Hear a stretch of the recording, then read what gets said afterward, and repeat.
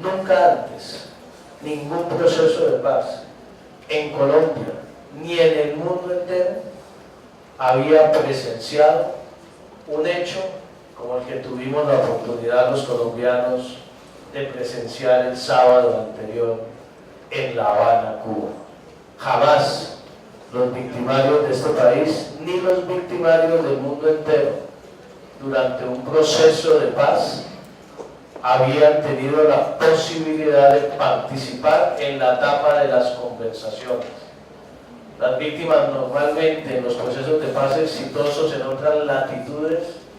han tenido una participación en la etapa posterior de desarrollo del posconflicto y en lo que tiene que ver con las comisiones de verdad y los mecanismos de justicia transicional con participación de las víctimas y de la sociedad civil. ¿Por qué van a La Habana víctimas no solamente de las FARC, sino de otros grupos violentos al margen de la ley?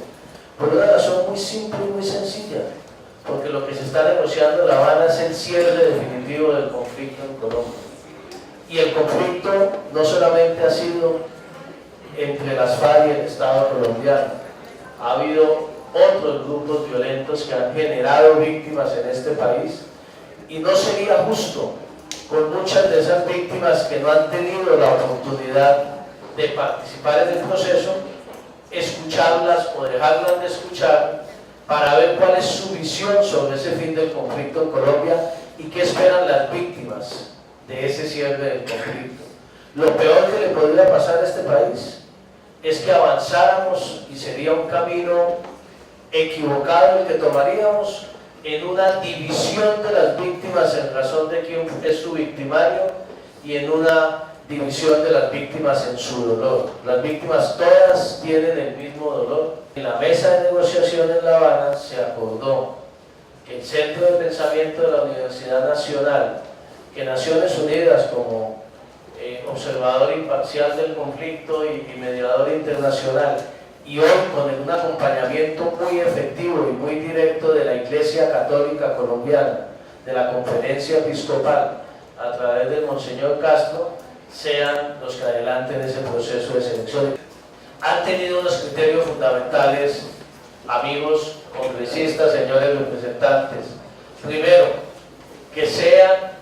víctimas de los distintos hechos victimizantes que han ocurrido en este país. Segundo, que sean víctimas de los distintos grupos alzados en armas o las víctimas del Estado, que lamentablemente han existido, esas víctimas del Estado en Colombia, y no las podemos desconocer. Tercera, que sean víctimas que traten de abarcar las distintas regiones de Colombia y especialmente aquellas regiones del país que han sido azotadas por el conflicto armado colombiano. Y en cuarto lugar, y en último lugar, la equidad de género. Se ha intentado también y se ha tenido como criterio, más del 80% de las víctimas de este país son mujeres, la mayoría mujeres cabezas de hogar, la mayoría de esas mujeres cabezas de hogar de los estratos 1 y 2 de la población colombiana. Con esos 4 criterios que se han señalado quienes están participando en esta selección, y dándole cabida además a la Mesa Nacional de Víctimas, que es la organización derivada de la aplicación de la Ley 1448, que esa mesa se ha escogido democráticamente desde la base en todas las regiones del país, es que se ha intentado conformar esta comisión, que yo les quiero decir con toda claridad, no solamente como ministro del Interior, como autor de la Ley 1448, como trabajador en los últimos 7 años en la defensa de los derechos de las víctimas de este país, que la tarea ha sido monumental, que ha sido cuidadosa, que ha sido objetiva, y que esa visita de las víctimas a La Habana el pasado fin de semana es un hecho histórico y significa un paso gigantesco en la consecución de la paz y de la reconciliación en este país.